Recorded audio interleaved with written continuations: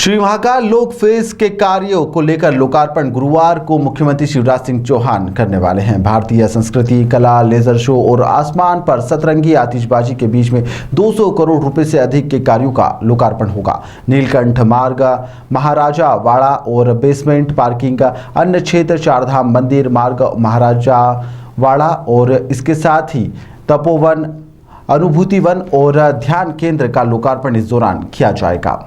मुख्यमंत्री शिवराज सिंह चौहान करीब 7 बजे सड़क मार्ग से उज्जैन पे पहुंचेंगे, जहां पर बाबा महाकाल के दर्शन करने के बाद में नीलकंठ वन और महाराज वाड़ा बेसमेंट पार्किंग, अवंतिका हाट का लोकार्पण किया जाएगा। इसके बाद नीलकंठ मार्ग से होते हुए शिवराज अन्य क्षेत्रों में पहुंचेंगे, जहां पर यात्रियों की सुविधा के लिए अन्य क्षेत्र का लोकार्पण किया जाएगा। इसके बाद में शक्ति पथ होते हुए वह महाराजा वाड़ा होते हुए हेरिटेज होटल, तपोवन, अनुभूति वन और ध्यान केंद्र का लोकार्पण करेंगे।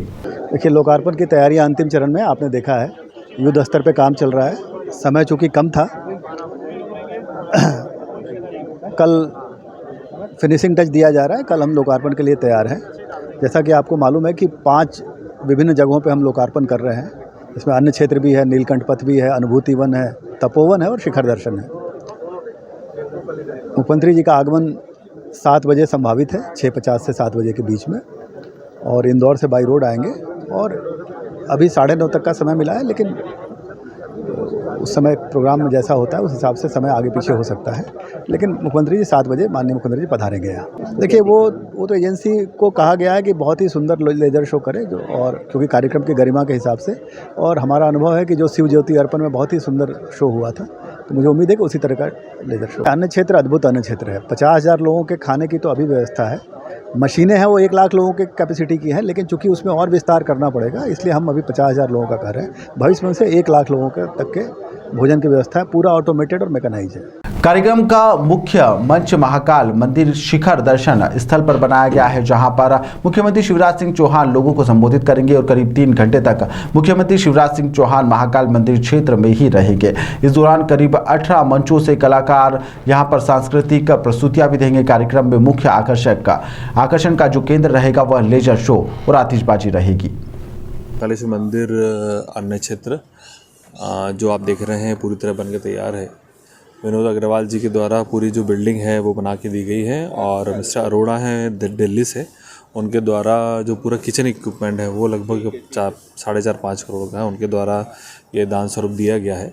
लेकिन इस पूरी व्यवस्था में जो डिज़ाइनिंग है वो मंदिर प्रबंध समिति के द्वारा डिज़ाइन किया गया, और जब डिज़ाइन किचन किया गया उसको ये ध्यान रखा गया कि जो भारतवर्ष में भिन्न भिन्न स्थानों पर किचन चल रहे हैं, जहाँ पर मास स्केल में भोजन प्रसादी ली जाती है, जैसे कि शिरडी हो गया, तिरुपति हो गया, अमृतसर हो गया, बंगला साहिब हो गया, इन सभी जगहों विज़िट किया गया।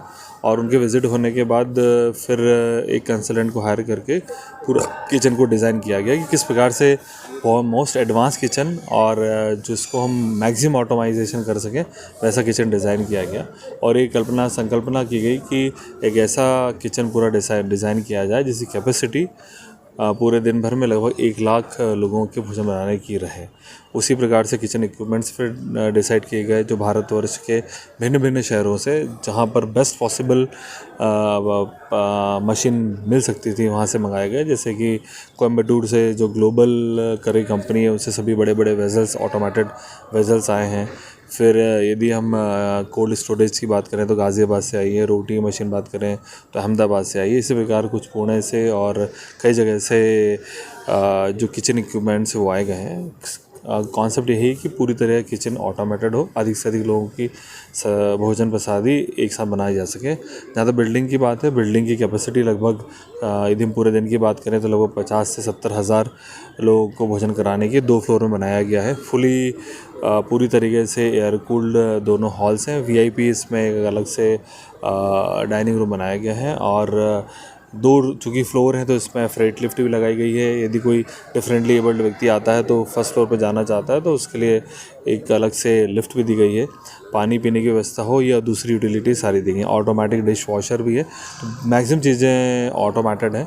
निश्चित रूप से जो महाकाल महालोक के लोकार्पण के पश्चात लाखों की संख्या में श्रद्धालु आते हैं, उनको बाबा महाकाल की प्रसादी का वो आनंद और आशीर्वाद ले पाएंगे। सर एक बार में कितने श्रद्धालु एक साथ बैठ के भोजन करते यदि हम बैठने की बात करें तो 2 हॉल हैं नीचे और ऊपर, उनको हम बिठा के ही भोजन कराएंगे बेंचेस पे। और दोनों की हम कैपेसिटी की बात करें तो एक साथ लगभग 15-16 लोग भोजन प्रसादी ले पाएंगे।